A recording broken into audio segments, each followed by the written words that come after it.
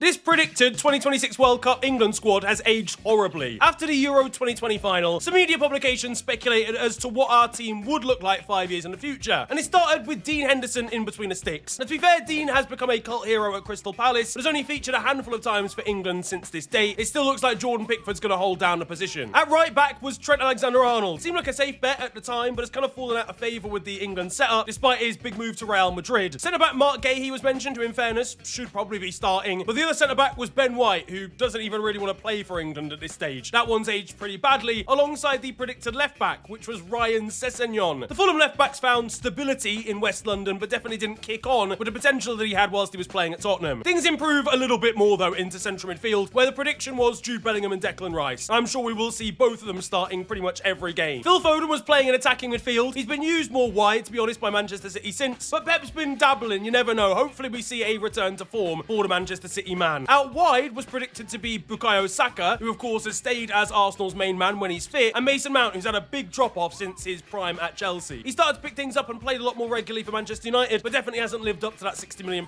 move. Up front though, a very controversial pick, because the media didn't think Harry Kane would still be starting for England. Instead, they chose a certain Marseille forward, who for very obvious reasons will not be getting into the England squad ever again. Instead, Kane is likely to be starting with the likes of Ollie Watkins as backup. But they also thought that Dominic Calvert-Lewin would be in the squad. Fair to say that's not going to happen after such a sharp drop-off for Everton and then Leeds. And Aaron Ramsdale was even seen as one of the backups, which may still happen if we want to get relegated during the World Cup somehow. Who do you think should be starting for England though at the World Cup of 2026? Drop it down in the comments section.